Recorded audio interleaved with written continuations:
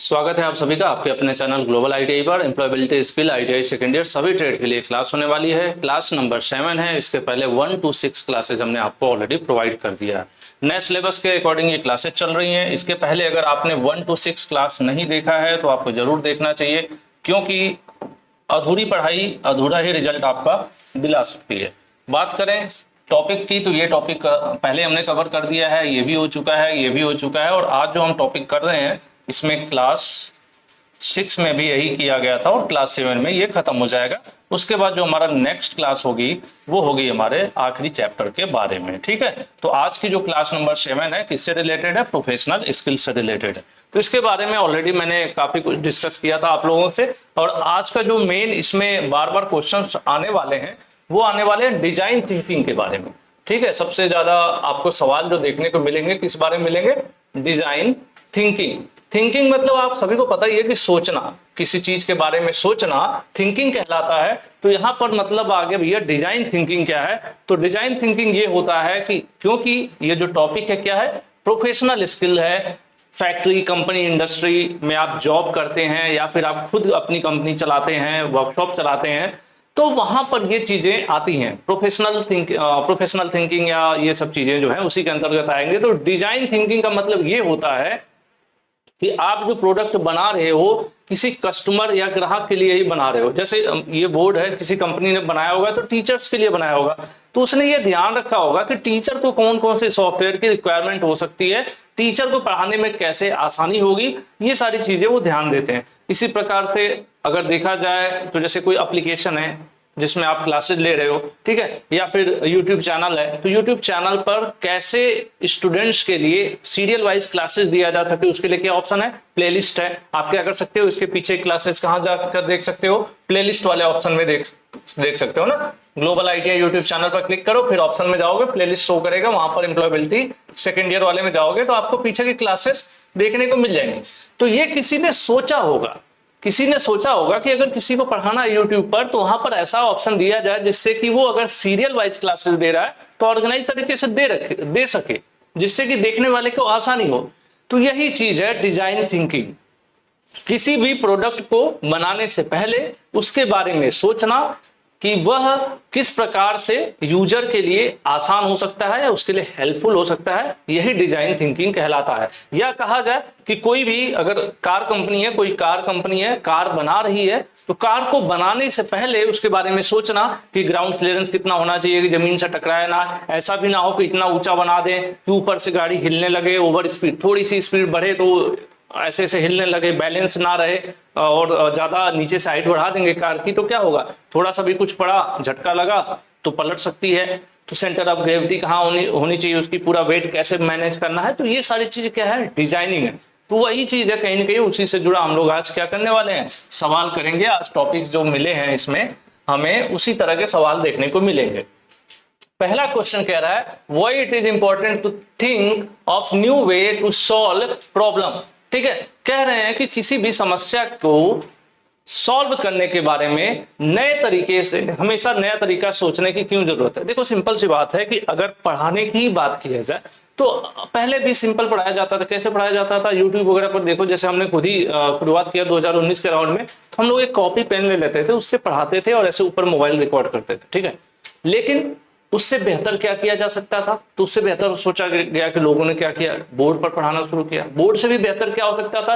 Projector का इस्तेमाल किया गया जिससे डायग्राम्स, फिगर्स दिखाया जा सके। उससे भी बेहतर क्या हो सकता था? डिजिटल बोर्ड आया, इससे भी बेहतर आएगा कुछ।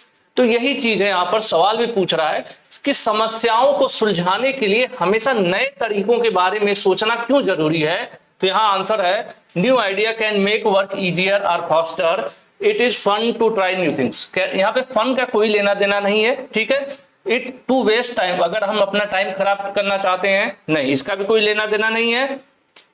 It is unnecessary to try new things, कह रहे हैं नई चीजों के बारे में सोचना या नई चीजों को आजमाना बेकार है, ये भी गलत चीज कह रहे हैं। देखो, नया आइडिया इसलिए सोचा जाता है जिससे कि जो हम काम कर रहे हैं उसको इजी किया जा सके और फास्ट किया जा सके। जैसे पहले क्या होता था, डिजिटल बोर्ड है तो अब डिजिटल बोर्ड को सेट करो, उसके कैमरे को सेट करो, ठीक है, अब उसमें समय लगता था। उसके बाद उस पर स्लाइड है, वहां पर कोई ऑपरेट करे, उसको 1 बाय 1 स्लाइड चेंज करे, यहाँ से हम बोले एक स्लाइड के बाद दूसरी स्लाइड। अब ये क्या हुआ, यहाँ पर सब कुछ इसी के अंदर स्लाइड आ गई, यहीं पर सारा कुछ है, कोई कैमरा फोकस कुछ नहीं, सब सेट है, तो काम तेज हो रहा है। तो इसीलिए जरूरी है क्या, जरूरी क्या है, महत्वपूर्ण क्या है, think of new way to solve problem. यानी किसी भी कार्य को कहा जाए, किसी भी प्रॉब्लम को सॉल्व करने के लिए पहले से, तो देखो पहले से फंडा बना हो। जैसे आपको मैथ पता है, आपको मैथ पता है कि जैसे 2000 है, मान लो 2000 है, इसमें इसको डिवाइड करना है 1.5 से,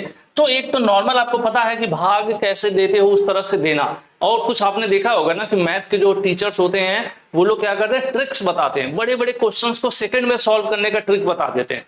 तो ट्रिक क्या है, नया आइडिया है, उसी काम को तेजी से करने का, आसान तरीके से करने का एक नई सोच, ठीक है। तो वही चीज यहां पर दिखता है। तो इस हिसाब से आप देखोगे तो आपका आंसर जो है ए वाला सही हो जाएगा। क्यों, क्योंकि ये आंसर कह रहा है कि इससे क्या होता है, काम को आसान और तेज बना सकते हैं, ठीक है। नई चीजें सोचने से, नई आइडिया अगर आप लाते हो किसी भी चीज में तो यही फायदा होगा, वो काम तेजी से होगा प्लस आसानी से हो जाएगा।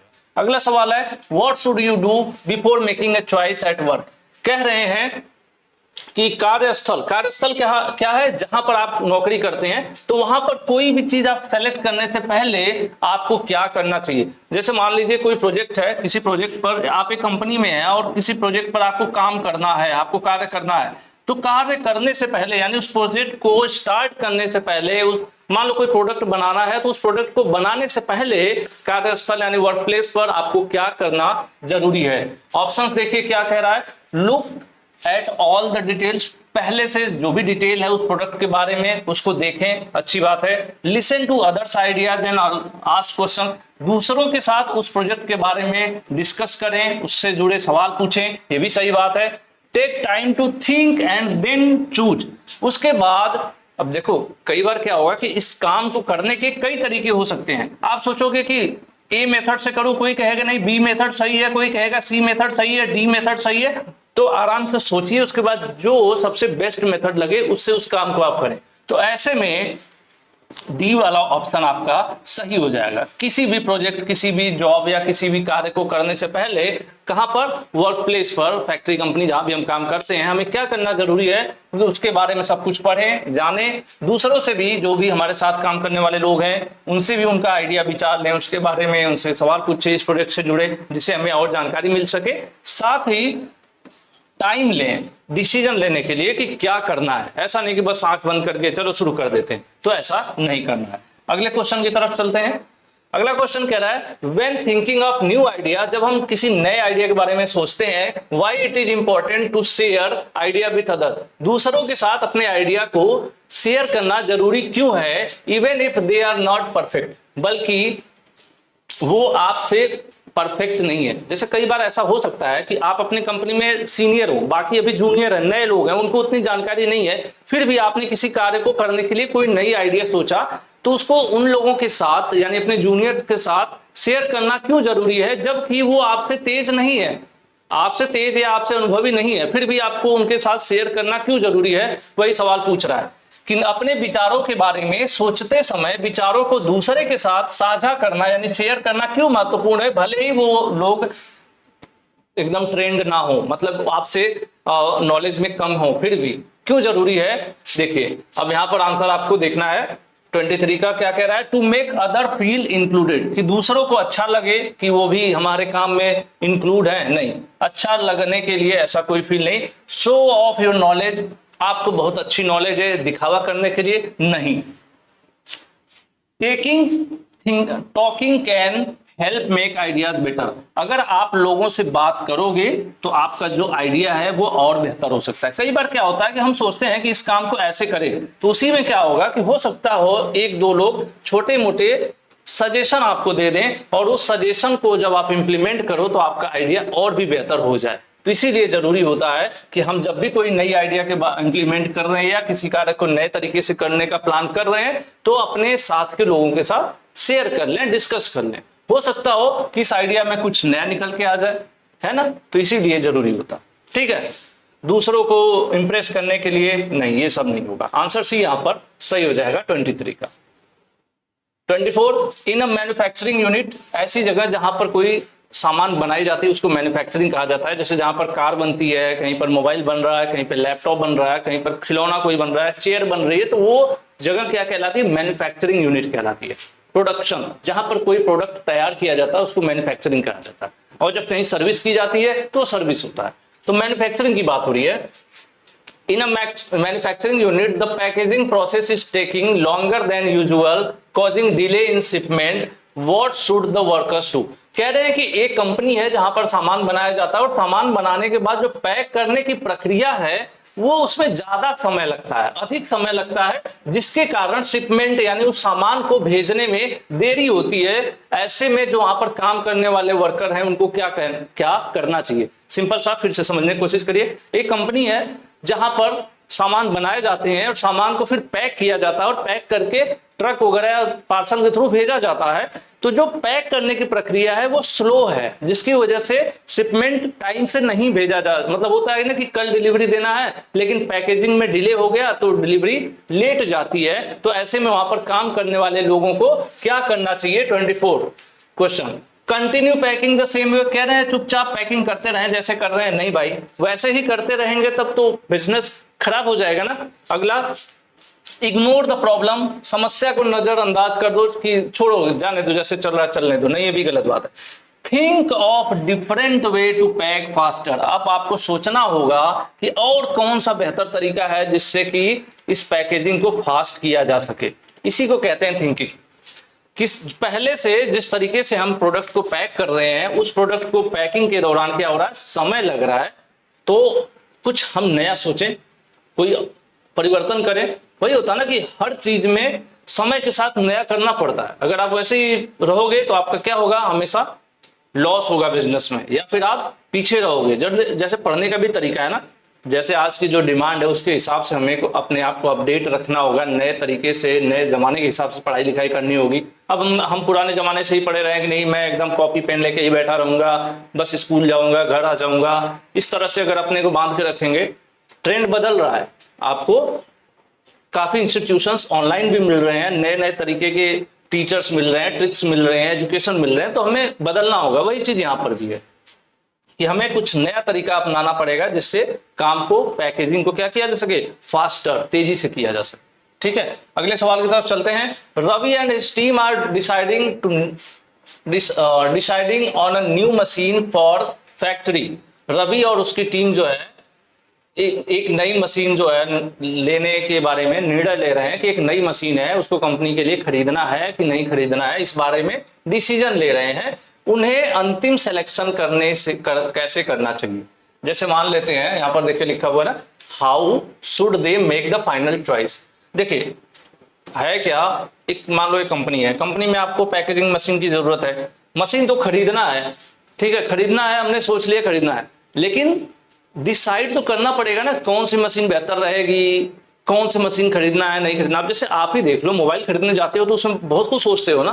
तो इसी तरह से अगर आप एक फैक्ट्री में मैनेजर हो, वहां पर आपको कोई प्लांट में नई मशीन लगानी है, तो उसमें आपको क्या सोचना होगा फाइनल डिसीजन लेने से पहले? मान लेते हैं मार्केट में 1 2 3 4 अलग अलग प्रकार की मशीनें, चारों का सेम काम है, एक दूसरी कंपनी की, एक दूसरी कंपनी की, एक दूसरी कंपनी की, एक दूसरी कंपनी की है, सबका रेट अलग है, किसी का पावर कंजम्पशन ज्यादा है, किसी का कम है। आप मोबाइल में देखते हो ना कि बैटरी बैकअप भी अच्छा होना चाहिए, कैमरा भी अच्छा होना चाहिए, सस्ता भी होना चाहिए, टिकाऊ भी होना चाहिए। तो वही बात यहाँ पर हो रही है कि अगर वो फैक्ट्री में नई मशीन लगाना है, उसके लिए डिसीजन ले रहे हैं, तो सिलेक्शन करने से पहले उन्हें क्या क्या सोचना होगा? ठीक है, क्या क्या सोचना होगा?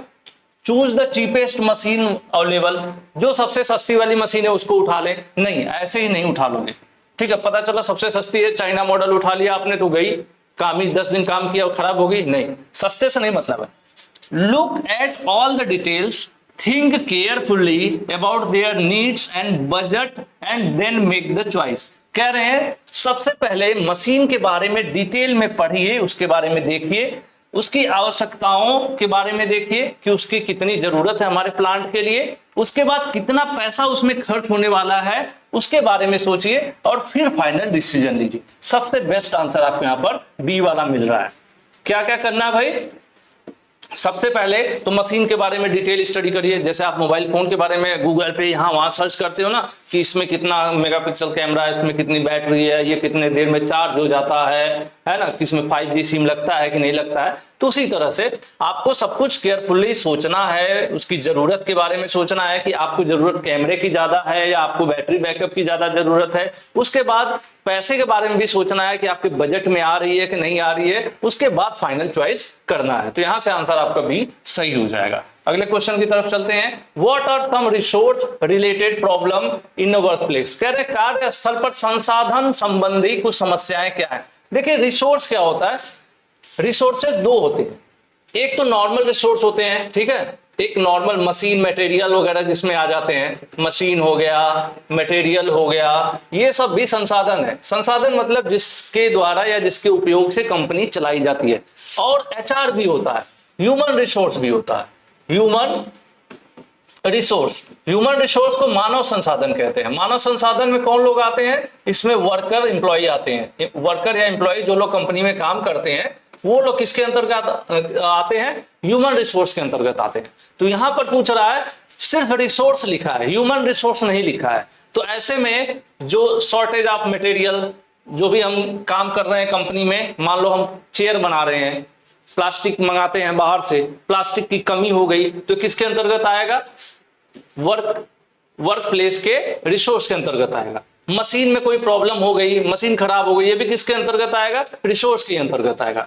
नॉट इनफ स्पेस, अब हमारे वर्कशॉप में नई 4 मशीन पहले से लगी है, काम बढ़ गया है, 5वीं मशीन लगानी है, वर्कशॉप में जगह ही नहीं है। तो ये सब कुछ मटेरियल यानी जो हम सामान ला रहे हैं, जिससे कोई प्रोडक्ट बना रहे हैं, वो मशीन और जगह, ये सब कुछ किसके अंतर्गत आएगा? रिसोर्स के अंतर्गत आएगा। तो ऐसे में हम लोग आंसर कौन सा सही करेंगे? डी वाला सही करेंगे।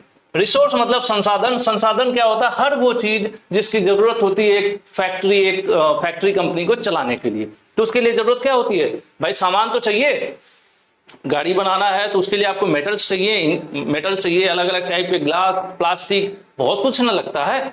तो सब कुछ मटेरियल हो जाएगा। मशीन, भाई मशीन के द्वारा तो होगा, सारा काम तो इंसान करते नहीं है, अलग अलग प्रकार की मशीनें चाहिए होंगी और जगह भी आपको चाहिए होगा। तो ये सब किसके अंतर्गत आ जाएगा? ये सब संसाधन रिसोर्स के अंतर्गत आ जाएगा। What are some people related problem? People मतलब लोग मतलब ह्यूमन।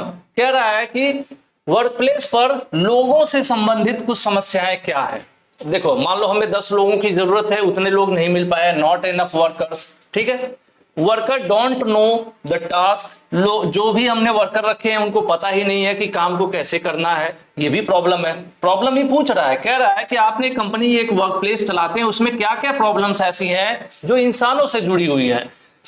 जितने आदमी चाहिए उतने आदमी का ना होना, मतलब पर्याप्त लोगों का ना होना। दूसरा, वर्कर्स को नॉलेज ना होना कि काम को कैसे करना है। तीसरा, कम्युनिकेशन प्रॉब्लम, पता चले कि आप हिंदी बोलते हैं और कोई साउथ के आपने 10, अब जैसे मान लो कंपनी चला रहे हो, 20 लोगों को आपने रखा है, आप अकेले हिंदी बोलते हो और 20 लोग जो है हिंदी समझते ही नहीं है, वो तमिल बोलते हैं, तो कंपनी तो चल चुकी ना। तो ये सब सारी प्रॉब्लम्स, तीनों की तीनों प्रॉब्लम किसके अंतर्गत आती है? ह्यूमन प्रॉब्लम के अंतर्गत आएगी। तो ऐसे में आंसर हम लोग डी सही कर लेंगे, ठीक है। पीपल मतलब ह्यूमन, इंसान, लोगों से जुड़ी समस्याएं ये तीनों हैं। ये तीनों समस्याएं किससे जुड़ी हैं? लोगों से जुड़ी हैं। लोग कौन है? जो हमारी कंपनी के लिए काम करते हैं। चलिए आगे बढ़ते हैं। अगला सवाल, if more worker know how to work, ज्यादा से ज्यादा लोग जानते हैं कि काम को कैसे करना है, व्हाट विल हैपन। अगर मान लो आप कंपनी चलाते हो और आपके ज्यादा से ज्यादा लोग काम करना अच्छे से जानते हैं तो क्या होगा? सिंपल सा फिर से मैं दोहराता हूं। मान लो एक आप फैक्ट्री चलाते हो और वहां पर 100 लोगों को रखे हो, 100 में से 90 लोग जो है, 99 लोग, 99% लोग ट्रेंड है, वो अपना काम अच्छे से करना जानते हैं। तो ऐसे में क्या होगा? ऐसे में होगा कोई कंफ्यूजन नहीं। क्या कंपनी को लॉस होगा? नहीं। क्या फिर कम काम होगा? नहीं। मोर वर्क डन, ज्यादा से ज्यादा काम भी होगा उस कंपनी में। क्यों? क्योंकि वहां के जो लोग हैं वो ट्रेंड हैं। ट्रेंड मतलब कुशल हैं, उनके अंदर स्किल है, उनके अंदर नॉलेज है। जो आप कंपनी चला रहे हो उससे जुड़ी उनके अंदर क्या है? नॉलेज है। उनको पता है, क्या पता है? नो हाउ टू वर्क, उनको पता है कि कार्य को कैसे करना है। तो जब उनको पता है भाई मैक्सिमम लोगों को जब हमारी कंपनी में ज्यादातर लोगों को पता है कि काम को कैसे करना है, तो सिंपल सी बात है कि हमारी कंपनी का काम कैसे होगा, फास्ट होगा, ज्यादा होगा। ठीक है, तो आंसर आपका भी सी हो जाएगा। ठीक है, चलिए अगले सवाल पर। Raj work as a factory manager, Raj factory manager के तौर पर काम करते हैं। He has a big order to deliver, उनको एक बहुत बड़ा ऑर्डर मिला है जिसकी डिलीवरी देनी है। They are not enough workers, but उनके पास लोगों की कमी है। लोगों की कमी मतलब मान लो एक मैनेजर है, कंपनी में 100 लोग काम करते हैं और इनको एक बड़ा ऑर्डर मिला हुआ है, जिसको टाइम पर बड़ा ऑर्डर मिला है कंपनी से कि इनको भाई मान लो कि 1000 पीस कोई प्रोडक्ट है, बना के डिलीवरी देनी है, लेकिन 100 लोग ही हैं इनके पास, है ना, कम लोग हैं। व्हाट शुड राज डू, अब राज ऐसे में क्या करे।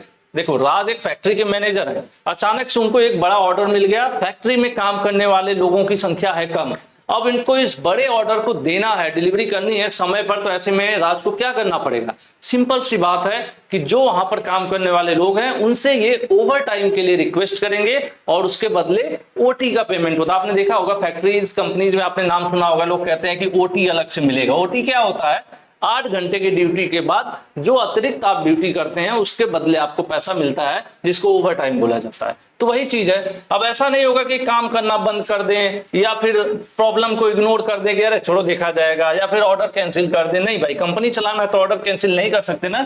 Request worker to work extra hours, अपने लोगों से रिक्वेस्ट करें कि भाई थोड़ा यार टारगेट मिला है, इस प्रोजेक्ट को थोड़ा मदद करो, तो हम लोग थोड़ा इसको जल्दी कर लें, 8 की जगह 10 घंटे काम कर दो। ठीक है, तो ये है तरीका। यहां पर आंसर आपका क्या सही हो गया, बी वाला सही हो गया। नेक्स्ट क्वेश्चन कह रहा है, Venu does not know how to use new machine. Venu भाई हैं, इनको पता नहीं है कि नई वाली मशीन कैसे चलाना है। व्हाट शुड ही डू, अब ऐसे में ये क्या करें। Ask for help and learn how to use machine, किसी से मदद मांगे और सीखें कि कैसे चलाई जाती है मशीन। सबसे पहला ही आंसर मेरे ख्याल से सही है। Take a break and do it later, break ले लें और कहें कि अब बाद में करूंगा, नहीं, इससे तो कुछ होगा नहीं। चुपचाप साइलेंट हो जाए, उसके बाद जब तक उनको कोई पकड़ के जबरदस्ती सिखाए ना, तब तक अपना साइड में कोने पड़े रहे। नहीं, लीव द जॉब, नौकरी छोड़ दे, कुछ नहीं। सबसे आसान क्या है वेन्यू के लिए, वेन्यू एक उनके कंपनी में एक नई मशीन लगी है, वेन्यू को चलाने नहीं आ रहा है, तो उनको क्या करना पड़ेगा, उनको मदद लेनी पड़ेगी अपने साथ में काम करने वाले अपने सीनियर से, और मशीन को चलाना सीखना होगा। ठीक है, तो यहां पर आंसर ए परफेक्टली सही हो जाएगा। और क्वेश्चन आप समझ लोगे तो आंसर आप खुद दे लोगे, बहुत आसान सा सब्जेक्ट है, आपको पता ही है। What are different step in design thinking, कह रहे हैं कि डिजाइन थिंकिंग आ गया ना। डिजाइन थिंकिंग शुरू मैंने बोला था कि किसी प्रोडक्ट के बारे में या किसी प्रोडक्ट को आप डिजाइन करने जा रहे हो, कोई नया मोबाइल, कोई नई कुर्सी, नया चेयर, कुछ डिजाइन करने जा रहे हो, किसी फैक्ट्री में आप काम करते हो, एज अ डिजाइनर आप प्रोडक्ट्स को डिजाइन करते हो। जैसे आपने देखा हो ना, नई नई गाड़ियां आती हैं मॉडल्स, उसमें क्या होता है, उसकी हेडलाइट टेढ़ी कर दी जाती है, कभी उसका बम्पर ऐसे कर दिया जाता है, कभी उसकी छत जो है ऐसे टेढ़ी कर दी जाती है, तो डिजाइन किया जाता है हमेशा, है ना। तो वही चीज है कि यहाँ पर सवाल क्या पूछ रहा है कि डिजाइन थिंकिंग में अलग अलग स्टेप क्या है, कौन कौन से स्टेप हैं जो डिजाइन थिंकिंग के दौरान किए जाते हैं या अपनाए जाते हैं। तो सबसे पहला होता है भाई लिसन, कि जरूरत समझो, कस्टमर को क्या चाहिए उससे सुनने की कोशिश करो। अब मान लो आपको पसंद है नीले कलर की गाड़ी, या आपको पसंद है कि आपकी चेयर ऐसी हो, टेढ़े करके बैठने की आपको आदत हो। सब जरूरी थोड़ी है कि सबको टेढ़े करके बैठने की आदत हो। तो आप लोगों से सर्वे करेंगे, सुनेंगे मैक्सिमम लोगों को क्या पसंद है। ठीक है, सबसे पहली चीज सुनना, ज्यादा से ज्यादा लोगों से सर्वे करके प्रोडक्ट के बारे में सुनेंगे। फिर उसमें से जो सबसे कॉमन चीज होगा कि सब, मान लो कुछ लोगों ने कहा कि नहीं ए सही है, कुछ लोगों ने कहा बी सही है, कुछ लोगों ने फिर कहा ए सही है, ए सही है, कुछ लोगों ने कहा सी सही है। तो अब देखना होगा कि ज्यादा लोगों ने कौन सा प्रोडक्ट पसंद किया। ए वाला डिजाइन ज्यादा लोगों ने पसंद किया ना, ए वाली। तो जब ये चीज करना होगा तब हम सेलेक्ट करेंगे कौन सी, ए वाली डिजाइन। फिर इस डिजाइन को बनाने का प्लान करेंगे, उसको कोशिश करेंगे, और फिर दोबारा लोगों से पूछेंगे कि भैया कैसा रहा प्रोडक्ट। जब लॉन्च हो जाएगा तो फीडबैक लेना। ठीक है, तो ये चीज आपको याद करना पड़ेगा, listen, choose, plan, try, ask. ठीक है, क्या हो जाएगी ये LCPTA। ये क्या है, ये स्टेप्स हैं। किसके स्टेप्स हैं? किसी भी प्रोडक्ट के बारे में या किसी भी प्रोडक्ट को डिजाइन करने जा रहे हैं उसके बारे में सोचना है, तो ये स्टेप्स आपको फॉलो करने पड़ेंगे। तो आंसर यहां पर सी सही हो जाएगा। आगे बढ़ते हैं। 32 कह रहा है how does design thinking help to solve problem. कह रहे हैं कि डिजाइन थिंकिंग से किसी भी प्रॉब्लम को सॉल्व करने में कैसे मदद मिलती है। ठीक है, बाई फॉलोइंग स्ट्रिक्ट प्रोसेस। कह रहे हैं कठिन, इसका जो प्रोसेस है काफी टिपिकल होता है, कठिन होता है, इसकी वजह से मदद मिलती है, नहीं। बाई गेसिंग सॉल्यूशन रैंडमली। कह रहे हैं कि आप सॉल्यूशन ऐसे रैंडमली गेस करते रहते हैं कि ये वाला सही होगा, ये वाला सही होगा। ठीक है। तीसरा कह रहा है by understanding what people need and improving the solution. सबसे बेस्ट आंसर क्या है? डिजाइन थिंकिंग किया ही क्यों जाता है? डिजाइन थिंकिंग इसलिए किया जाता है कि लोगों को क्या जरूरत है, किस तरह की जरूरत है, उसको ध्यान देकर डिजाइन किया जाता है। ठीक है। उसके बाद अब ऐसा नहीं है कि हमारा मन किया रैंडमली किया ऐसा बना देते, ऐसा बना देते, नहीं, ये रैंडम नहीं चलेगा। क्या है सबसे बेस्ट? क्या है? बाय अंडरस्टैंडिंग, ये समझना कि लोगों की जरूरत क्या है। पीपल नीड्स मतलब लोगों की जरूरत क्या है, उस हिसाब से सॉल्यूशन देना। ये डिजाइन थिंकिंग हमें क्या करता है? मदद करता है। डिजाइन थिंकिंग का क्या मकसद है कि अगर हम कोई प्रोडक्ट बना रहे हैं तो उस प्रोडक्ट के बारे में, जो उस प्रोडक्ट को हम बना रहे हैं तो इस प्रकार से बनाएं कि लोगों को जो जरूरत है वो बनाएं। ऐसा नहीं कि जो मुझे पसंद है वो मैं बनाऊं, क्योंकि मुझे जो पसंद है मैं वो बनाऊंगा तो खरीदेगा कौन?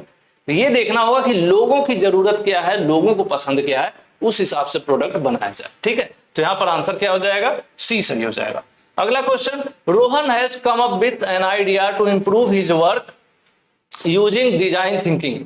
कह रहे हैं कि Rohan has come with an idea to improve his work using design thinking. ठीक है। रोहन जो है एक नए आइडिया के साथ आते हैं। क्यों आते भैया? इंप्रूव करने के लिए, अपने काम को बेहतर बनाने के लिए। किसके द्वारा? डिजाइन थिंकिंग के द्वारा। ठीक है।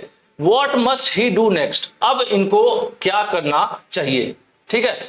मान लो इन्होंने अपना कोई भी काम कर रहे थे, रोहन, ठीक है, रोहन कोई काम कर रहे थे, लेकिन अब उसको और बेहतर करना चाहते हैं, तो इसके बारे में इन्होंने एक प्लान किया, एक डिजाइन सोचा। ठीक है, वही चीज है, एक बार देख लिया हिंदी में। डिजाइन थिंकिंग का उपयोग करके अपने काम को बेहतर बनाने का एक विचार जो है, उनके आइडिया उनके दिमाग में आया। अब उन्हें क्या करना चाहिए? किसे? रोहन को। ठीक है। Write down idea and keep it safe. Idea को लिख लें और कहीं छिपा कर रख दें। भाई लिख कर छिपा कर रख के क्या फायदा? सबको बता दो इसके बारे में। बता के क्या करोगे? ठीक है। Think of another idea. अब एक आइडिया तो सोच लिया, अब उसको रख दो, दूसरा आइडिया सोचना शुरू कर दो। नहीं, क्या करना है? Apply and test if it works. जो आइडिया आपने सोचा है उसको अप्लाई करो और देखो कि वो पहले से बेहतर काम कर रहा है आपके लिए कि नहीं। जैसे मान लो कोई काम आप कर रहे थे, कोई काम आप कर रहे थे पहले से पुराने तरीके से, फिर आपको आइडिया आया कि यार मैं इसको और बेहतर तरीके से कर सकता हूं, तो अगला चरण आपका क्या होगा? उस आइडिया को अप्लाई करिए और चेक करिए कि क्या पहले से बेहतर हो रहा है। ये यहां पर आंसर आपका बी सही हो जाएगा 33 का। ठीक है, 33 का आंसर बी सही हो जाएगा। अगले क्वेश्चन की तरफ हम लोग चलते हैं। 34 कह रहा है Ravi want to make a new chair for his school using design thinking, what should he do first. कह रहे हैं कि रवि जो है स्कूल के लिए नई कुर्सी चेयर डिजाइन करने की सोच रहे हैं। इनको सबसे पहले क्या करना चाहिए? रवि अपने स्कूल के लिए क्या है? डिजाइन थिंकिंग का उपयोग करके नई कुर्सी बनाना चाहते हैं। सबसे पहले इनको क्या करना चाहिए? ठीक है। 34 क्या कह रहा है? Plan how to make the chair, नहीं, listen to what students want in the chair. ठीक है, सबसे जरूरी क्या है? सबसे पहला पूछ रहा है ना, जरूरी तो ये भी है प्लान करना कि चेयर को कैसे बनाया जाए, लेकिन पूछा क्या जा रहा है कि सबसे पहले क्या करें। तो सबसे पहले इनको स्टूडेंट से पूछना होगा कि उनको चेयर किस प्रकार की चाहिए। ठीक है, क्योंकि यूज किसको करना है? कौन यूज करेगा? छात्र यूज करेंगे। तो सुविधाजनक किसके लिए होना चाहिए? छात्रों के लिए होना चाहिए। ठीक है, तो इसीलिए यहां पर आंसर आपका बी सही हो जाएगा। चलिए आगे बढ़ते हैं। Samira is trying to make a better school bag using design thinking. Samira एक नया बैग बनाना चाहती हैं। पहले से स्कूल बैग है मार्केट में, फिर भी ये कुछ नया बनाना चाहती हैं। What should be her next step after understanding what students need in a bag.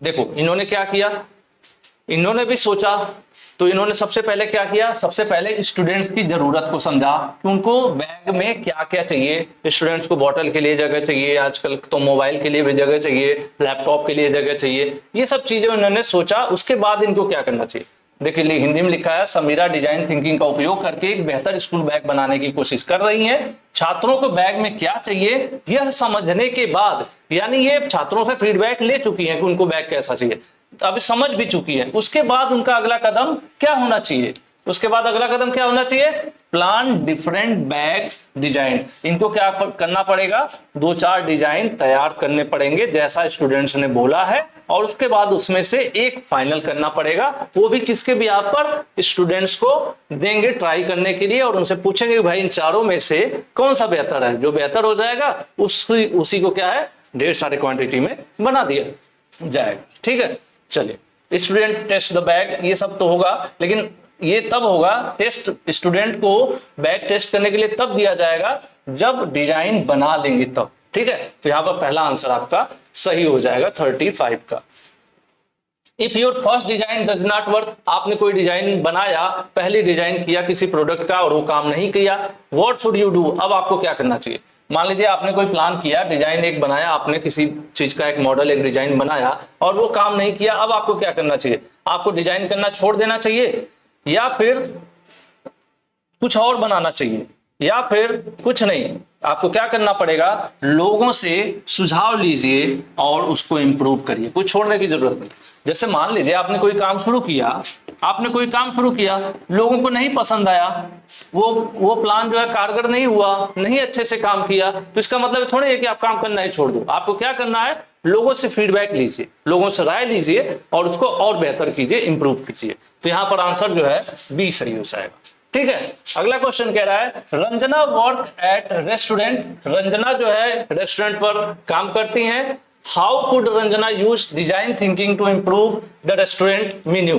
अब रेस्टोरेंट का जो मेन्यू है वो थोड़ा पुराना टाइप का हो गया है, उसको रंजना मॉडिफाई करना चाहती हैं, सोचती हैं थोड़ा और अच्छा लगने लगे, रेस्टोरेंट के मेन्यू को थोड़ा बेहतर बनाना चाहती हैं। तो ऐसे में रंजना को क्या करना चाहिए, बाई गेसिंग व्हाट कस्टमर वांट्स, ठीक है, ये गेस करें कि कस्टमर्स को क्या चाहिए, या फिर दूसरे रेस्टोरेंट्स को कॉपी करें, ठीक है, या फिर by talking to customer, understanding their preference, making changes to the menu and ask for feedback. देखो आप अपने मन से गेस नहीं कर सकते कि कस्टमर को क्या चाहिए, कि आंख बंद कर गेस कर लिया कि कस्टमर को लग रहा है ये ऐसा नहीं ऐसा पसंद होगा, तो आपको अपने मन से गेस नहीं करना है। दूसरा, दूसरे रेस्टोरेंट का कॉपी नहीं करना है। लास्ट वाला, रैंडमली कोई भी एक नया डिजाइन उठा लिया नहीं, आपको क्या करना होगा, आपको कस्टमर से बात करके उनकी पसंद को समझकर उसके बाद मेन्यू में बदलाव करिए, ठीक है, और उसके बाद उनसे फीडबैक मांगिए कि सर हमने अपना मेन्यू बदल दिया है, आपको कैसा लग रहा है। मेन्यू बदलने का मतलब वो कागज पेपर नहीं बदलना है, मतलब उनके यहाँ जो जो खाना वाना था वो बदलने की बात होती है, ठीक है। मेन्यू मतलब क्या होता है कि एक रेस्टोरेंट में कौन कौन से, जैसे पनीर टिक्का है या फिर नूडल्स है, फ्राइड राइस है और वगैरह वगैरह, तो उसमें कुछ बदलाव करना चाहते हैं। तो ये बदलाव अपने मन से नहीं करना चाहिए, जो कस्टमर आपके यहाँ आ रहे हैं उनसे सुझाव लीजिए, फीडबैक लीजिए और उसके आधार पर चेंज करेंगे, ठीक है। तो ऐसे में आपका आंसर कौन सा सही हो जाएगा, 37 का सी सही हो जाएगा। अगला question, you are making a new language learning app, आप एक मोबाइल ऐप बना रहे हो जो कि नई भाषाएं सीखने में मदद करता है। Why should you let some people try it before it done. इस ऐप को फाइनली लॉन्च करने से पहले कुछ लोगों को आप दे दीजिए यूज करने के लिए, ऐसा क्यों करते हैं, ठीक है। आप एक नई भाषा सीखने वाला मोबाइल ऐप बना रहे हैं, इसे बनाने से पहले आप कुछ लोगों को इसे आजमाने के लिए अनुमति क्यों देनी चाहिए। यानी सब मिलाकर आप कोई प्रोडक्ट बना रहे हो तो कुछ लोगों को ट्रायल के लिए फ्री में दे दो। ऐसा क्यों दिया जाता है, जिससे कि उसमें जो भी कमियां हैं, जो भी फीडबैक है वो आपको मिल सके और आप उसको बेहतर बना सको, इसीलिए किया जाता है। हम लोग फिलहाल आंसर देख लेते हैं। 38 का क्या कह रहा है, to show people how good you are, ये दिखाने के लिए कि हम कितना बढ़िया ऐप बना लेते हैं। नहीं भाई ऐसा कोई बात नहीं। गेट अप्रिशिएट, लोग आपकी खूब बड़ाई करें, प्रशंसा करें, नहीं, इसके लिए भी नहीं दिया जाता है। It is fun to watch other try, आपका कोई ऐप दूसरे लोग यूज करेंगे तो आपको बड़ा मजा आएगा, नहीं, ये भी नहीं है। To see how people use it and make it better, हम इसलिए देते हैं फ्री ट्रायल। अगर कोई नया प्रोडक्ट कंपनी लॉन्च करती है तो कुछ फ्री प्रोडक्ट मार्केट में उसको लॉन्च ऐसे ही देती है, वो इसलिए देती है यह देखने के लिए कि लोग इसका उपयोग कर रहे हैं तो इसे कैसे बेहतर बना सकते हैं। अगर कोई यूज कर रहा है तो उसको क्या क्या प्रॉब्लम आ रही है यह कैसे पता चलेगा। जैसे मान लिया आपने ऐप बना दिया, आपको तो लग रहा है कि आपका ऐप बहुत अच्छा है, लेकिन एक्चुअल टेस्ट कब होगा, जब आप कुछ लोगों को डेमो दे देंगे उस ऐप का, लोग यूज करेंगे, फिर बताएंगे कि इस ऐप में क्या कमी है, क्या सही है, क्या बुरा है, अच्छा है, फिर क्या कर पाओगे आप, जो जो कमियां हैं उसको आप सही कर दोगे, उसके बाद फिर फाइनली अपने ऐप को लॉन्च कर सकते हो। तो इसलिए यहां पर आंसर आपका डी सही हो जाएगा। Shreeja made a new bag design, Shreeja ने एक नया बैग डिजाइन किया। So did up to 5 different peoples for feedback, 5 अलग अलग लोगों को उन्होंने बैग दिखाया कि भैया कैसा है ये बैग, फीडबैक उनसे राय ली, ठीक है। Why it is important to listen different user and not just one, ये जरूरी क्यों है कि हम अलग अलग लोगों से राय लें, ना कि किसी एक से। जैसे मान लो अब मेरी क्लास है, 100 लोग देख रहे हो, ठीक है, 100 लोग देख रहे हो, तो मैं सिर्फ एक व्यक्ति बोल दे मुझे कि आप अच्छा पढ़ाते हो, सिर्फ एक व्यक्ति बोल दे 100 में से कि आप अच्छा पढ़ाते हो, और मैं मान लो कि अच्छा पढ़ाता हूं, तो फिर मैं क्या हूं, मैं मूर्ख हो गया है, ठीक है। क्योंकि जरूरी है कि मेजॉरिटी लोग, 100 में से 90 लोग, 95 लोग, 99 लोग, मतलब ज्यादा से ज्यादा लोग बोले कि आप अच्छा पढ़ाते हो, तब आप मानकर चलोगे कि नहीं अच्छा है। इसी प्रकार से प्रोडक्ट के लिए भी जरूरी है। आपने बैग लॉन्च किया, अपने भाई को दिखा दिया, बैग, भाई ने कहा अरे बहुत बढ़िया बैग बनाया है, और उसके बाद आप ले गए मार्केट में और मार्केट में बिका ही नहीं। इसीलिए जरूरी है कि सिर्फ भाई नहीं, 4 दोस्तों को, पड़ोसी को, कई लोगों को दिखाइए, फिर उनसे राय लीजिए कि प्रोडक्ट सही है कि नहीं सही है। तो इसीलिए किया जाता है, इसलिए नहीं कि ये फनी है, गेट लॉट्स ऑफ आइडिया, बहुत सारे विचार मिले, इसके लिए भी नहीं, और गेट लॉट्स ऑफ एप्रिसिएशन कि आपके लोग बहुत सारा बड़ाई करें आपके काम का, इसके लिए नहीं। हम लोग क्यों करते हैं भैया, किसी भी प्रोडक्ट को बनाने के बाद उसको मार्केट में लाने से पहले इसलिए लोगों को देते हैं to understand the common problem from different user, क्योंकि जब अलग अलग प्रकार के लोग यूज करेंगे तो कुछ लोगों को कुछ अच्छा लगेगा, कुछ लोगों को कुछ बुरा लगेगा, तो जो बुरा है वो बताएगा तो हम उसको सही कर पाएंगे, ठीक है। यानी जो हमारे यूजर हैं उनकी आम समस्याएं, नॉर्मल जो प्रॉब्लम्स हैं हमारे प्रोडक्ट को लेकर, उसको समझने में हमें मदद मिले, इसीलिए प्रोडक्ट को एक से ज्यादा लोगों को ट्रायल करने के लिए देना जरूरी है, ठीक है। यहां पर आंसर आपका सी सही हो जाएगा। अगला क्वेश्चन कह रहा है your community want to reduce plastic waste, आपके जो आसपास के लोग हैं, आपकी कम्युनिटी जो है, समुदाय जो है, वो चाहता है कि प्लास्टिक जो है, जो प्लास्टिक हम लोग कचरा कूड़ा कर रहे हैं वो कम हो जाए। How can you use design thinking to find new idea to solve the problem, अब ऐसे में आप नया क्या सोच सकते हो जिससे कि ये समस्या सॉल्व हो सके। पहला, इग्नोर द प्रॉब्लम, जब आप प्रॉब्लम को इग्नोर कर दोगे, छोड़ दोगे, तो प्रॉब्लम अपने आप तो सॉल्व होगी नहीं। सी कह रहा है make more things with plastic because they are easy to use, अब आप ढेर सारा प्लास्टिक बनाना शुरू कर दो। भाई प्लास्टिक को कम करने की बात हो रही है, प्लास्टिक को कम करने की बात हो रही है।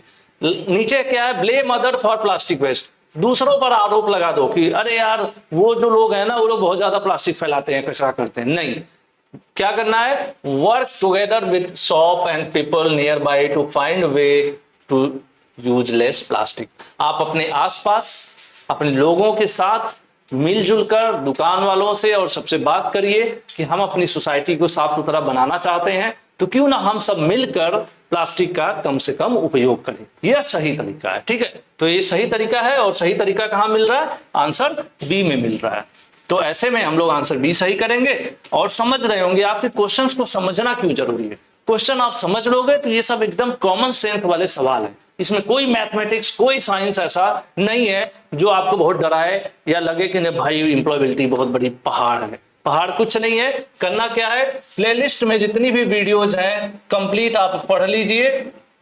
2023 में अपलोड की गई वीडियोज प्लस 2024 में अपलोड की गई वीडियोस, दोनों आप पढ़ लीजिए, अच्छे से समझ लीजिए, भैया बहुत बढ़िया रिजल्ट आपका आएगा। आज की वीडियो में इतना ही। हमारी तरफ से आपके एक बेहतर तैयारी के लिए शुभकामनाएं। पढ़ाई जरूर करते रहिए और कम या ज्यादा पढ़ना जरूरी है। बाकी वीडियो के नीचे मैं इंतजार करूंगा आपके फीडबैक का कमेंट के रूप में कि क्लास आप लोगों को आज की क्लास कैसी लगी। हालांकि मैं फंस गया लास्ट में पूछते पूछते, है ना। तो आज के लिए इतना रखते हैं। जो अगली क्लास होगी उसमें हम लोग जो नेक्स्ट टॉपिक था एंटरप्रेन्योरशिप से रिलेटेड उसके क्वेश्चंस करने वाले हैं, और वो जो है लास्ट चैप्टर है सेकेंड ईयर का। तो आज के लिए इतना ही, और ये सभी ट्रेड के लिए था, तो कोई कंफ्यूजन नहीं होना चाहिए। Thank you.